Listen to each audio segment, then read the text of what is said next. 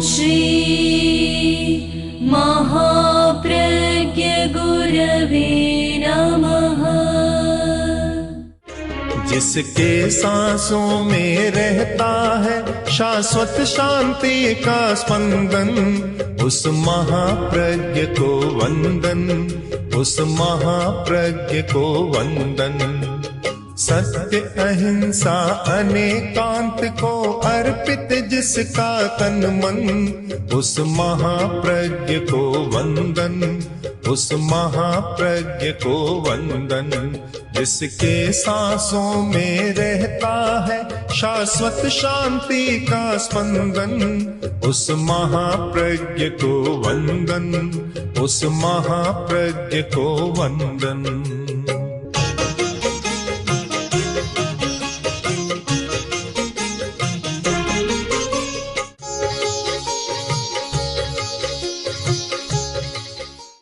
पहला सूत्र अनेकांत का हम ये लें, एक दूसरे की बात को समझने का प्रयत्न करें। यह न माने कि मैं जो सोचता हूं भाई सब ठीक है, बिल्कुल ठीक है। आचार्य भिक्षु ने अनेकांत का प्रयोग अपने संगठन में किया था और उन्होंने स्पष्ट निर्देश दिया कि कोई बात, कोई विषय तत्व का, आचार का, सिद्धांत का समझ में न आए तो वह बहुश्रुत को जाकर बता दें, उनसे बात करें, वे उत्तर दे, समाधान दे, जचे तो मान ले और न माने तो आगे भविष्य में छोड़ दे, केवली गम्यम कर दे पर आग्रह कर और संगठन में समस्या पैदा न करे। दूसरे को समझने का प्रयत्न बड़ा कठिन होता है, एक दूसरे की आशय को पकड़ना बड़ा कठिन है। पिता ने कहा, बेटा देखो तुम बाजार जा रहे हो और बाजार में भीड़ बहुत है, कारें बहुत आती है, एक बात का ध्यान रखना, सावधानी से चलना, कहीं कार के नीचे न आ जाओ। बेटा बोला, पिताजी आप क्या बात कर रहे हैं, मेरे ऊपर से तो सैकड़ों हवाई जहाज चलते हैं तो भी नहीं मैं उलझता, तो कार तो छोटी सी बात है। बेचारा कहना कुछ चाहता था और समझ कुछ है। हम एक दूसरे के आशय को ठीक पकड़ नहीं पाते कि वह क्या कहना चाहता है, और जब तक उसका आशय हमारी समझ में नहीं आता आग्रह पैदा हो जाता है। बहुत एक महत्वपूर्ण सूत्र है, हम दूसरे व्यक्ति को समझने का प्रयत्न करें। अध्यक्ष है तो सदस्य को समझने का प्रयत्न करें, सदस्य है तो अध्यक्ष को समझने का प्रयत्न करें, सदस्य हैं तो एक सदस्य दूसरे सदस्य की बात को समझने का प्रयत्न करें। एक प्रणाली बननी चाहिए। एक उदाहरण ले लें, कुछ कहते हैं कि यहाँ लिफ्ट लगनी चाहिए और कुछ कहते हैं यहाँ नहीं लगनी चाहिए। अब जब दोनों का आग्रह रहेगा तो तनाव होगा और झगड़ा चलता चलेगा। एक दूसरे की बात को समझने का प्रयत्न करें, साथ में बैठकर बात करें, जो लगाना चाहते हैं उनके तर्क क्या है और जो नहीं लगाना चाहते उनके तर्क क्या है, एक दूसरे को समझने का प्रयत्न करें। और बात समझ में आ जाए तो लगाना न लगाना गौण बात है, यह समझ में आ जाए कि लगाना आवश्यक है तो वह हो गया, यह समझ में नहीं लगाना चाहिए तो वह बात हो गई।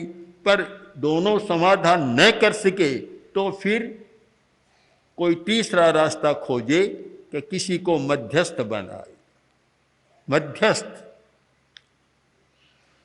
और वहां से निर्णय ले, प्रक्रिया से चले। आज का जमाना सीधा तलवार निकालने का नहीं है। एक पुराना जमाना था कि परस्पर में बात करते करते थोड़ा मन मुटाव होता, सीधी तलवारें निकल जाती, लाठियां चलती। आज तो विवेक का इतना विकास हुआ है कि हिंदुस्तान और पाकिस्तान के बीच में पता नहीं कब क्या क्या चलता है, पर युद्ध कोई नहीं करता, शुरू नहीं करता कोई भी। कभी कभी ऐसा लगा कि बस युद्ध शुरू होने वाला है, पर भी हाथ पीछे चले जाते हैं। सबको लगता है कि ये खतरनाक है और जो भी करेगा सुखी नहीं बनेगा। वह जमाना नहीं आज सीधा लाठी निकालने का, आज एक समझौते का मार्ग है। कैसे समझौता हो, कैसे हम समाधान खोज सकें, वहाँ न हो तो और आगे बढ़े और अंत में अगर न हो तो फिर यहाँ आकर अपनी बात रखे और यहाँ से समाधान प्राप्त करे। मैं तो मानता हूँ कि जो भी हमारे 13 पंथ के नाम से संगठन है, सभाएं, महिला मंडल, युवक परिषद आदि आदि, और जिनकी सैकड़ों सैकड़ों संस्थाएं हैं, शाखाएं हैं, अगर कोई 13 पंथ के नाम से जुड़ी हुई संस्था कहीं कोर्ट में जाती है, न्यायालय में जाती है, आपसी झगड़े को ले जाती है, तो मैं तो उससे कोई नीच कर्म नहीं मानता, बिल्कुल निम्न कोटि का कार्य है। इतना नीचा कर्म है कि आपसी सामाजिक समस्या को न्यायालय में, अदालत में या कहीं ले जाए, ये कोई व्यक्तिगत मामला नहीं है, कोई व्यक्तिगत संपत्ति नहीं है कि बस जाना पड़े। जहाँ समाज है, सामाजिक संस्थाएं हैं और समाज के अनेक लोग काम करते हैं, कहीं विचार भेद हुआ तो सुलझाने का प्रयत्न करें, 1 बार 2 बार 10 बार। और इस विषय में स्वामी विवेकानंद का वह वाक्य बहुत महत्वपूर्ण लगता है। उन्होंने एक बार कहा था कि कोई भी समस्या है, सुलझाने का प्रयत्न करो, 1 बार 2 बार, 2 बार न हो तो 1000 बार प्रयत्न करो, प्रयत्न करते रहो, सुलझाते रहो। और मैं मानता हूँ यहाँ आने के बाद तो प्राय समाधान होता है, सब लोग मान लेते हैं, पर यह आवेश, बस आवेश इतना तेज होता है कि बस आवेश में आदमी काम कर डालता है। बंधुओं, आज का जमाना आवेश से काम करने का नहीं है, आवेश पर कंट्रोल कर शांति से साथ काम करने का है। तो एक पहला अनेकांत का महत्वपूर्ण सूत्र है कि एक दूसरे की बात को समझने का प्रयत्न करो। दार्शनिक जगत में, दार्शनिक क्षेत्र में अनेकांत दृष्टि का प्रयोग हुआ और एक दूसरे को समझने का प्रयत्न किया गया, फलतः अनेकांत समाधान करने वाला बन गया। एक का आग्रह दूसरा है, दूसरे का आग्रह कोई दूसरा है, तो अनेकांत ने समाधान दे दिया कि तुम दोनों सच हो। अब दोनों सच कैसे हो सकते हैं, दोनों सही कैसे हो सकते हैं? अनेकांत की दृष्टि के द्वारा दोनों भी सही हो सकते हैं, उनका अपना अपना दृष्टिकोण हम समझे। एक घटना मैं आपको बताऊं। आइंस्टीन के पास पत्नी आई, आकर बोली कि तुमने कैसे निकम्मे नौकर को रख रखा है, जो आलसी है, काम नहीं करता। 5-10 मिनट तक पूरा भाषण दे दिया, नौकरी पास में ही खड़ा था, तो लंबा भाषण दिया। आइंस्टीन ने कहा कि तुम ठीक कहती। वे भी तो स्वयं सापेक्षवादी, अनेकांतवादी थे पक्के। आइंस्टीन का सिद्धांत तो पूरा, उनका जो रिलेटिविटी का सिद्धांत है, पूरा सापेक्षवाद का सिद्धांत है। तो उन्होंने कहा तुम ठीक कहती।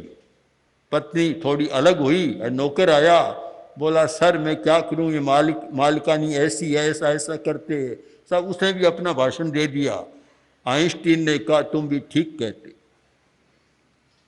और पत्नी गुस्से में आ गई, आखिर बोली कैसे निकम्मे आदमी हुए हो।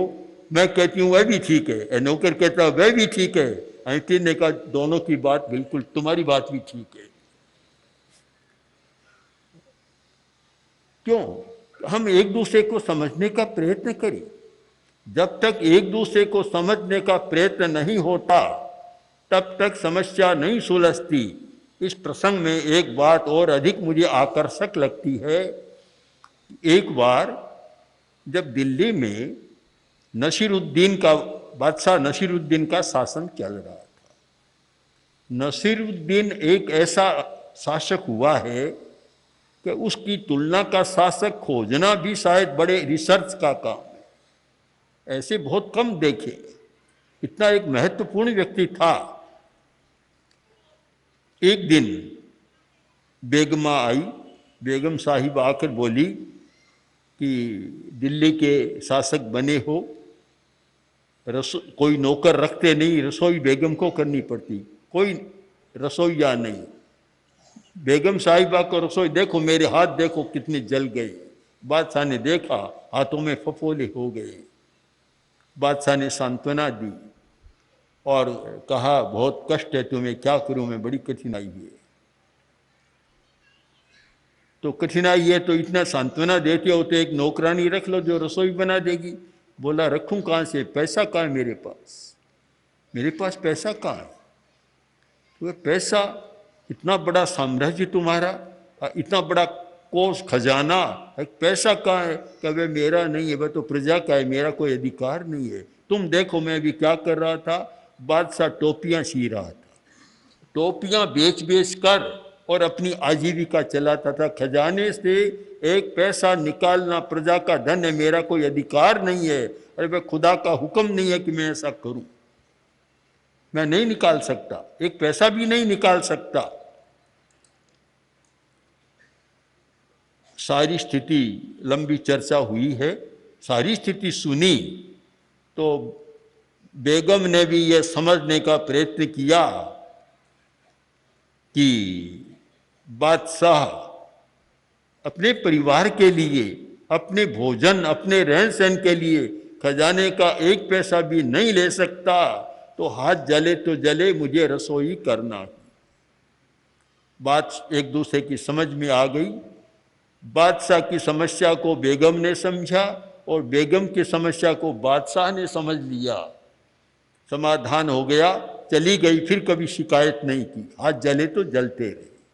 हम एक दूसरे को समझने का प्रयत्न करें कि कौन व्यक्ति किस स्थिति में क्या कर रहा है, क्यों कर रहा है, तब तो समाधान होता है। न बात करते न और कुछ करते और केवल आग्रह में आ जाते हैं। मैं बहुत बार कहता हूँ हमारे साधु साधियों को भी कि 15 दिन में एक बार मिलकर गोष्ठी कर लो, बातचीत कर लो, जो भी मन में आए खुलकर बात कह दो, जिससे कि समाधान हो जाए। यह बहुत आवश्यक है कि अगर शांतिपूर्ण सह अस्तित्व रखना है कि हम शांतिपूर्ण ढंग से रहें, परिवार में भी शांतिपूर्ण ढंग से रहें, संस्था में भी शांतिपूर्ण ढंग से काम करें, तो फिर इस सूत्र को अपनाना जरूरी है कि एक दूसरे को समझने का प्रयत्न करें। मैं स्वयं देखता हूँ कि मैंने आचार्य तुलसी को समझने का प्रयत्न किया है, तो आचार्य जी ने भी मुझे समझने का प्रयत्न किया है। तो हम इतने लंबे समय तक 7 दशक तक मैं साथ में रहा, काम करता रहा, कभी तनाव का प्रसंग नहीं आया। कारण कि एक दूसरे को हम समझने का प्रयत्न करते थे। जब एक दूसरे को समझने का प्रयत्न नहीं करते हैं, वहाँ उलझन पैदा होती है। पिता पुत्र दोनों थे, पिता पुत्र की प्रकृति को समझता था, सारी स्थिति को जानता था, पर पुत्र पिता की प्रकृति को नहीं समझ सका, उनके विचारों को नहीं समझ सका। तो एक दिन बोला, पिताजी इतने दिन मैं आपके साथ रहता, आपके साथ भोजन करता था, अब मैं अलग चूल्हा जलाऊंगा, अलग भोजन करूंगा। पिता ने कहा कोई बात नहीं, जैसी तुम्हारी इच्छा, मुझे कोई आपत्ति नहीं है, कर सकते हो। रसोई अलग बनी, चूल्हा अलग जला, पुत्र अकेला बैठकर भोजन करने लगा। अचानक पिता आकर बैठ गया। देखा पुत्र ने, पिताजी आप, कह रहे भाई इसमें क्या है, इतने दिन तुम मेरे साथ भोजन करते थे और अब मैं तुम्हारे साथ भोजन करूंगा। बस बात समाप्त हो गई। कहीं हम आग्रह में न जाएं, एक दूसरे को समझने का प्रयत्न करें। मैं जब देखता हूँ कि सामाजिक कार्यकर्ताओं में भी कहते हैं मनमुटाव है, ऐसा है वैसा है, दोनों मिलते नहीं है। मेवाड़ में भी कुछ भाइयों ने कहा कि आप 2 लोगों को परस्पर बात करा दें तो अच्छा रहेगा। मैं समझता हूँ सारी स्थितियाँ क्यों होती है कि एक दूसरे को समझने का प्रयत्न नहीं करते। हम अनेकांत को केवल दार्शनिक सिद्धांत न माने, अनेकांत बहुत व्यावहारिक है। और इस विषय में हमारी एक पुस्तक है, अनेकांत तीसरा नेत्र। जो भी शांतिपूर्ण सहवास करना चाहे, शांति से जीवन जीना चाहे, उनको अवश्य वह पुस्तक पढ़ लेनी चाहिए। उसका जब अंग्रेजी रूप सामने आया और अनेक बड़े बड़े स्थानों पर पहुंचा, तो उन्होंने बहुत महत्व दिया कि यह जीवन जीने की कला है। और अनेकांत वास्तव में इतना व्यावहारिक है कि वह जीने की कला है। अगर अनेकांत का दर्शन सामने आपके नहीं है तो तनाव, थोड़ी सी छोटी छोटी बात पर तनाव का जीवन और लड़ाई का जीवन, झगड़े का जीवन वह सारा चलता रहेगा। पहली बात अनेकांत की वह है एक दूसरे के दृष्टिकोण को समझने का प्रयत्न करते रहे, समझते रहे कि ये जो मैं जो करना चाहता हूं दूसरा व्यक्ति उसका विरोध करना चाहता है, विरोध करता है, आखिर उसका दृष्टिकोण क्या है, मुझे गहराई से समझना चाहिए। उसके दृष्टिकोण को समझे बिना हम मान लें कि तुम्हारा विरोधी है और है, ऐसा है वैसा है, अच्छा काम नहीं होगा। मैं विचार की स्वतंत्रता को बहुत महत्व देता हूँ, बड़ा महत्व देता हूँ। बचपन से ही इस पक्ष में रहा कि वैचारिक स्वतंत्रता अक्षुण्ण रहनी चाहिए। अगर हमारी वैचारिक स्वतंत्रता का मूल्य नहीं है तो फिर ईंट पत्थर और आदमी में कोई अंतर ही नहीं हो सकता। हमें कोई ईंट पत्थर का निर्माण सांचे में नहीं करना है कि सब एक प्रकार से ही सोचे, यह नहीं है। चिंतन हमारा स्वतंत्र है, अलग अलग हो सकता है, किंतु चिंतन की स्वतंत्रता के बाद भी हम विरोधी नहीं बनते, विरोधी नहीं होना चाहिए, ये शत्रुता नहीं होनी चाहिए। समाज में छोटी छोटी बातों को लेकर, चुनाव को लेकर कटुता और शत्रुता का भाव आ जाता है, अच्छा नहीं है। मैं आपको एक प्रसंग बताऊं कि पूज्य गुरुदेव जैन विश्व भारती में विराज रहे थे और उस समय आडवाणी जी, मुरली मनोहर जोशी आदि कुछ राजनेता आए हुए थे। हमारी बात हो रही थी।